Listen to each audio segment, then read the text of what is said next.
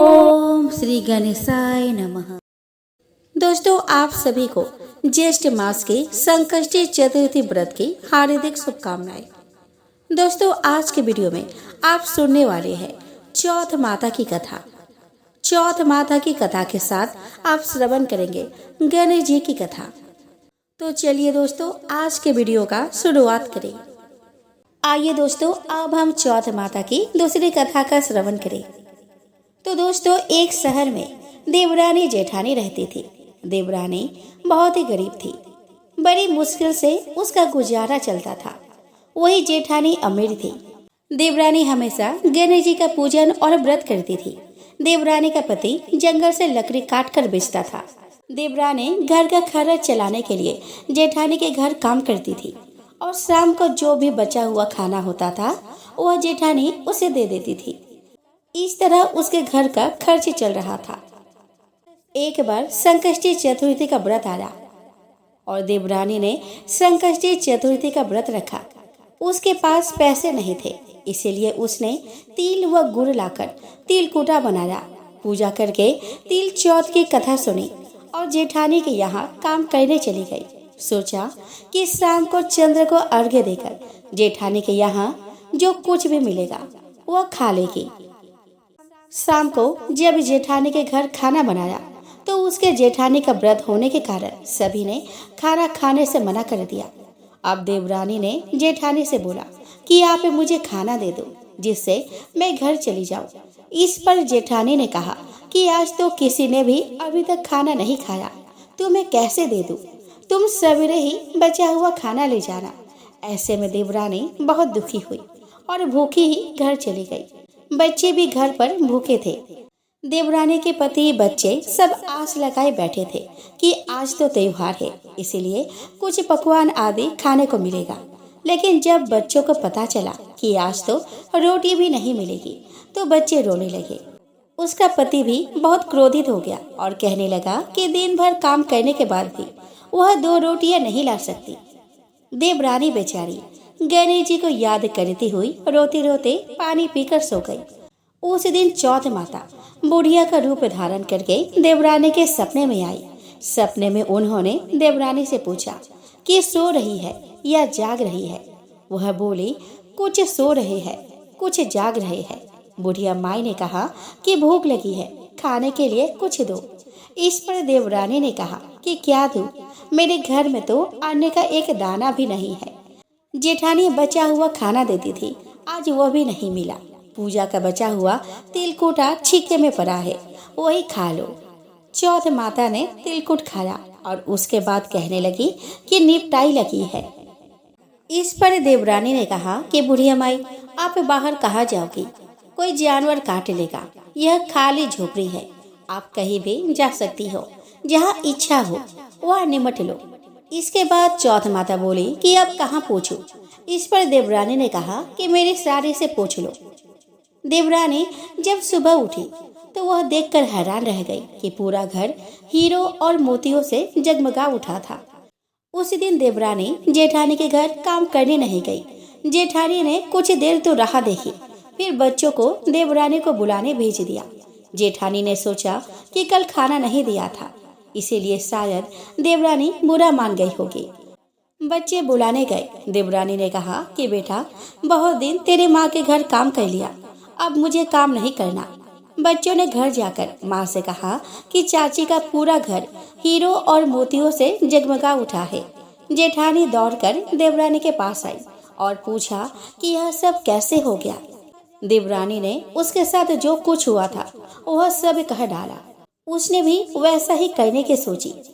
उसने भी संकष्टी चतुर्थी के दिन तिलकुटा बनाया। रात को चौथ माता उसके भी सपने में आई और बोली कि मुझे भूख लगी है, मैं क्या खाऊं? जेठानी ने कहा कि आपके लिए छीके में रखा है, फल और मेवे भी रखे हैं, जो चाहे उसे आप खा लो। उसके बाद कहने लगी कि निपटाई लगी है। जेठानी बोली कि मेरे इस महल में कहीं भी निमट लो। फिर उन्होंने बोला कि अब पूछो कहाँ? जेठानी बोली कि कहीं भी पूछ लो। सुबह जब जेठानी उठी तो घर में बदबू गंदगी के अलावा कुछ भी नहीं था। हे चौथ माता, जैसे आपने देवरानी पर कृपा करी वैसे सब पर करना। तो दोस्तों, एक सेठ सेठानी थे। उनका एक बेटा और बहू थे। वह सबको भोजन करा के फिर स्वयं भोजन करती। एक पड़ोसन ऐसी भी थी जो रोज पूछती कि बहू आज क्या बनाना खाया है। बहू कहती ठंडो बासी। एक दिन उसके पति ने ऐसा सुनकर विचार किया कि आज तो पकवान बनाए जाए, फिर देखे कि मेरी पत्नी क्या कहती है। उसने तरह तरह के पकवान बनाए और घर के सभी लोगों ने एक साथ बैठकर भोजन किया। आज भी पड़ोसन ने पूछा तो बहू ने कहा कि ठंडो बासी। सेठ के लड़के ने सोचा कि हो न हो कोई बात अवश्य है जिससे कि मेरी पत्नी ऐसा कहती है। उसने पत्नी से पूछा कि तुम रोज ठंडो बासी खाया ऐसा क्यों कहती हो, जबकि आज हम सबने एक साथ बैठकर कई तरह के पकवान खाए। पत्नी बोली कि हम जो खाना खा रहे हैं वह बाप बूढ़ों की कमाई है। जिस दिन आप कमा के लाओगे उस दिन मैं समझूंगी कि हम ताजा भोजन कर रहे हैं। अब एक दिन लड़के ने माँ से कहा कि मैं एक बड़े शहर में कमाई करने जा रहा हूँ। माँ बोली कि बेटा अपने पास इतना धन है कि खाया नहीं खूटेगा। माँ के मना करने पर भी बेटे ने स्वयं कमाने का दृढ़ निश्चय कर लिया और जाते समय पत्नी से कहा, मैं जब तक कमाकर बहुत सा धन लेकर नहीं आऊँ तुम चूल्हे की आग मत बुझने देना। लेकिन एक दिन चूल्हे की आग बुझ गई तो वह मन ही मन घबराने लगी कि कहीं मेरे पति पर संकट तो नहीं आन पड़ा। जल्दी से पड़ोस से आग लाकर चूल्हे में रख दूं। ऐसा विचार करके पड़ोस में गई। वहाँ पड़ोसन चौथ माता का व्रत पूजन कर रही थी। पड़ोसन ने कहा कि थोड़ी देर में आकर ले जाना। बहू ने पड़ोसन से पूछा कि आप यह व्रत क्यों करती है और इससे क्या मिलता है। पड़ोसन ने कहा कि चौथ माता के इस व्रत को करने से अन्य लक्ष्मी मिलता है और अपनी सारी मनोकामनाएं पूरी होती है। अब बहू भी चौथ माता का व्रत करने लगी। दीवार पर चौथ माता बनाई। उस दिन घी और गुड़ का चूरमा बनाकर रात्रि को चंद्रमा को अर्घ्य देकर भोजन करती। ऐसा करते करते बहुत दिन हो गए। चौथ माता ने उस बहू के पति को सपना दिया कि साहूकार का बेटा तू जागे कि सोए, तेरी पत्नी बहुत याद कर रही है। घर जाकर उसकी चिंता मिटा। तू दुकान खोलकर कंकु केसर का पगलिया बना के बैठ जाना। आज तेरा हिसाब किताब चुकता हो जाएगा। अब तो चौथ माता ने जैसा कहा था वैसा ही हुआ। उसने घर जाने की तैयारी की और गाड़ी भर के धन दौलत लेकर चल दिया। रास्ते में एक बड़ा सा काला नाग फन फैलाए बैठ गया और कहने लगा कि आज तो मैं तुझे डसूंगा, छोड़ूंगा नहीं। आज तेरी आयु पूरी हो गई है। सेठ ने लड़के से कहा कि आज चौथ माता ने मुझे सपना दिया है तो मैं पत्नी से मिलने घर जा रहा हूँ। वहाँ मेरी पत्नी बहुत चिंता कर रही है। मैं उससे मिलकर जरूर आऊँगा, तब तुम मुझे डस लेना। नाग ने कहा कि तुम शपथ पूर्वक कहा कर जाओ तो मैं तुम्हें जाने दूंगा, परंतु लौट कर नहीं आए तो तुम्हारे घर आकर मैं तुम्हें डस लूंगा। इस प्रकार सर्प को वचन देकर वह अपने घर पहुंचा। वहां सभी से हंसी खुशी से मिला और भोजन करके उदास होकर बैठ गया। उसकी पत्नी ने उदास होने का कारण पूछा तो पति ने काले नाग वाली बात बताते हुए कहा कि यदि मैं उसके पास नहीं जाऊंगा तो वह घर आकर ही मुझे डस लेगा। पत्नी बहुत चतुर थी। उसने कहा कि आप घबराओ नहीं, लेट जाओ, मैं एक उपाय करती हूँ। पत्नी ने कमरे की 7 पेढ़ी धोई। पहली पेढ़ी पर रेत, दूसरे पर इत्र, तीसरे पर गुलाल फूल और चौथे पर कंकु केसर, 5वीं पर लड्डू पेड़ा, 6ठी पर गादी गलीचा और 7वीं पेढ़ी पर दूध का कटोरा भरकर रख दिया। इस प्रकार वह 7वीं पेढ़ी सजाकर बैठ गई। आधी रात होते ही नाग आकर पेढ़ी चढ़ने लगा। पहली पेढ़ी पर रेत में लेट गया और कहने लगा कि सेठ की बहू ने आराम तो बहुत दिया पर बचनों से बंध कर आया हूँ, सो डसूंगा अवश्य ही। इसी प्रकार 7 पेढ़ियों पर नाग आराम करता हुआ और कहता हुआ कि डसूंगा जरूर। कमरे में जाने ही वाला था कि चौथ माता ने विचार किया कि मैं इसे नहीं बचाऊंगी तो संसार में धर्म कर्म और व्रत पूजन कौन मानेगा। अब तो गणेश जी, चंद्रमा जी और चौथ माता ने उसे बचाने का विचार किया। चंद्रमा जी ने उजाला किया, चौथ माता ढाल बनी और गणेश जी ने तलवार लेकर नाग को मार दिया और ढाल से ढक दिया। अब बहू भी थकी हारी सो गई।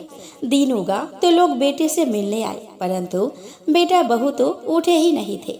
बहुत देर हो गई तो माँ ने उन्हें उठाने गई।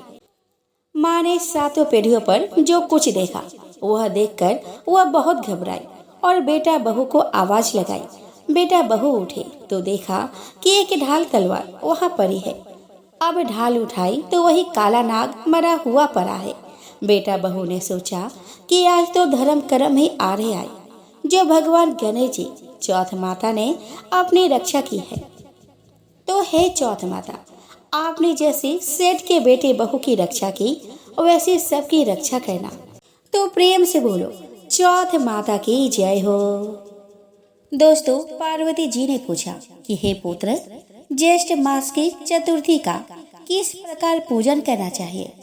इस महीने के गणेश जी का क्या नाम है?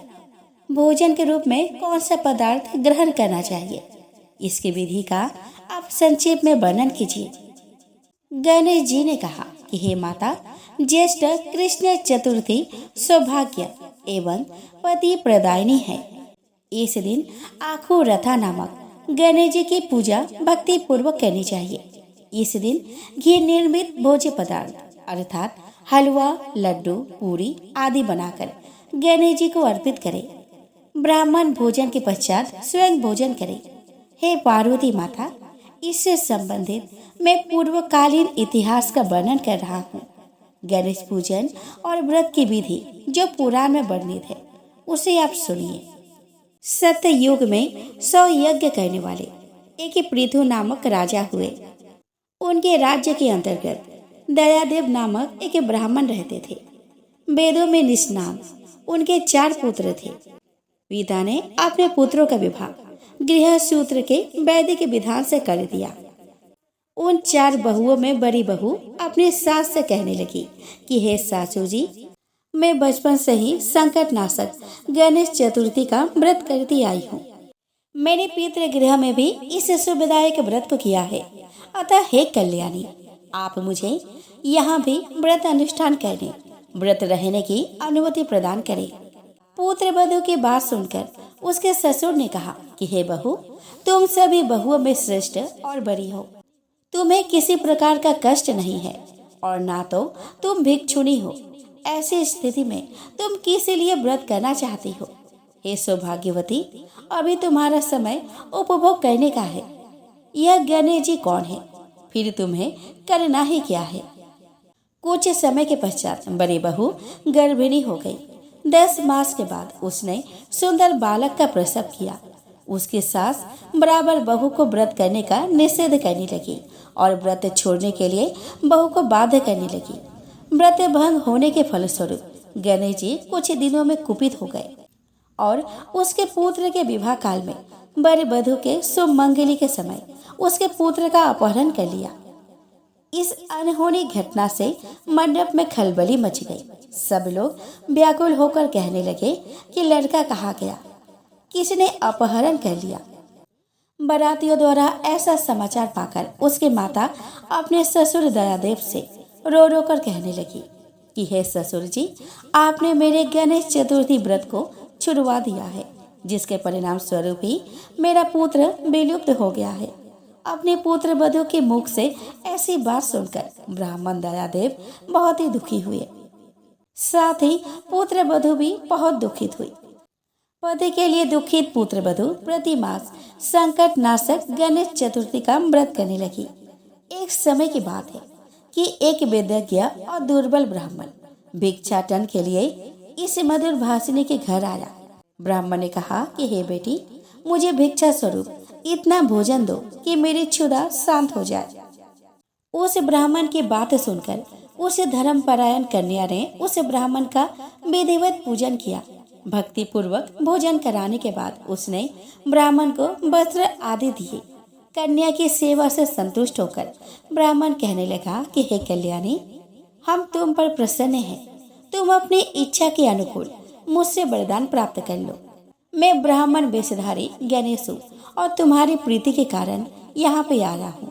ब्राह्मण की बात सुनकर कन्या हाथ जोड़कर निवेदन करने लगी कि हे विघ्नेश्वर, यदि आप प्रसन्न हैं तो मुझे मेरे पति के दर्शन करा दीजिए। कन्या की बात सुनकर गणेश जी ने उससे कहा कि हे सुंदर विचार वाली, जो तुम चाहती हो वही होगा, तुम्हारा पति शीघ्र ही आवेगा। कन्या को इस प्रकार के वरदान देकर गणेश जी वही अंतर्निहित हो गए। उसी समय की बात है कि सोम शर्मा नामक ब्राह्मण एक वन में से उस द्विज बालक को नगर में ले आए। अपने पौत्र को देखकर दयादेव नामक ब्राह्मण बहुत ही प्रसन्न हुए। बालक की माता की हर्ष की तो कोई सीमा ना रही। साथ ही संपूर्ण नगरवासी भी प्रमोदित हुए। बालक की माता ने पुत्र को छाती से लगा लिया और कहने लगी कि गणेश जी के प्रसाद से ही मैंने खोए हुए पुत्र को प्राप्त किया है। उसे नए वस्त्र आभूषणों से अलंकृत किया। दयादेव तो बारंबार सोम शर्मा को प्रणाम कर कहने लगे कि हे द्विजराज, आपकी कृपा से मैंने खोए हुए पुत्र को प्राप्त किया है। खोया हुआ बालक घर में आ गया। सोम शर्मा को सुस्वादु भोजन कराकर धोती दुपट्टा से विभूषित करके गोदान दिया। फिर से मंडप का निर्माण करके विधि पूर्वक वैवाहिक कार्य संपन्न किया। इससे सभी पुरवासी प्रसन्न हो गए। वह सौभाग्यशालिनी कन्या अपने पति को पाकर धन्य हो उठी। ज्येष्ठ मास के कृष्ण पक्ष की चतुर्थी मनुष्य के मनोरथ को पूर्ण करती है। इस दिन नर नारियों को एकदंत गणेश की पूजा करनी चाहिए। हे देवी, पूर्व कथित रीति से भक्ति पूर्वक जो व्यक्ति इस व्रत एवं पूजन को करेंगे उनकी संपूर्ण इच्छाएं पूरी होंगी। श्री कृष्ण जी कहते हैं कि हे राजन युधिष्ठिर, भगवान गणेश जी के व्रत का ऐसा ही महात्म्य है। हे महाराज, अपने शत्रुओं के विनाश के लिए आप भी इस व्रत को अवश्य कीजिए। दोस्तों, एक बार माता पार्वती और भगवान शिव नदी किनारे बैठे हुए थे। तभी माता पार्वती और भगवान शिव का चौसर खेलने का मन हुआ, लेकिन खेल को निगरानी करने वाला कोई तीसरा नहीं था। ऐसे में भगवान शिव ने अपने वरदान से एक बालक को प्रकट किया और माता पार्वती और भगवान शिव ने उसे आदेश दिया कि इस खेल को अच्छे से देखना और अंत में विजेता की घोषणा करना। भगवान शिव और माता पार्वती ने यह खेल खेलना शुरू कर दिया। देवी पार्वती ने लगातार 3 बार खेल जीता, लेकिन बालक ने भगवान शिव को विजेता घोषित कर दिया। यह सुन माँ पार्वती को बहुत गुस्सा आ गया और बालक को श्राप दे दिया कि वह लंगड़ा हो जाएगा। बालक ने माता पार्वती से क्षमा याचना की और माफी मांगी। माता ने बालक की विनती को सुनकर कहा कि दिया हुआ श्राप वापस नहीं लिया जा सकता, लेकिन माता ने एक उपाय बताया जिससे वह श्राप से मुक्त हो सकता है। उन्होंने कहा कि संकष्टी वाले दिन यहाँ पर पूजा अर्चना करने कुछ कन्याएं आती है। उनसे व्रत विधि जानकर पूजन करके वह श्राप से मुक्त हो सकता है। कन्याओं ने श्राप से मुक्त होने के लिए 21 दिनों का व्रत करने के लिए कहा। माता पार्वती के सुझाव के अनुसार बालक ने संकष्टी चतुर्थी के दिन व्रत कर पूजा पाठ किया और भगवान गणेश उसके पूजन से प्रसन्न हो गए। गणेश जी ने उसकी इच्छा पूछी। बालक ने माता पार्वती और भगवान शिव के पास जाने की इच्छा जाहिर की। गणेश जी ने बालक की इच्छा पूरी की और उसे शिवलोक यानी कि कैलाश पहुंचा दिया। वहां उसे भगवान शिव जी ही मिले, क्योंकि माँ पार्वती भगवान शिव से नाराज होकर कैलाश छोड़कर चली गई थी। भगवान शिव ने बालक से पूछा कि वह यहाँ पर कैसे आया। तब बालक ने संकष्टी चतुर्थी के व्रत के बारे में बताया। इसके बाद भगवान शिव ने माता पार्वती को मनाने के लिए संकष्टी चतुर्थी का व्रत और पूजन किया, जिससे प्रसन्न होकर माँ पार्वती कैलाश पर्वत पर वापस आ गई। दोस्तों, इस व्रत को लेकर ऐसी मान्यता है कि जो भी इस दिन सच्चे मन से विघ्नहर्ता भगवान गणेश की पूजा अर्चना करता है, उसकी सभी मनोकामनाएं पूर्ण होती है और कष्टों का निवारण होता है।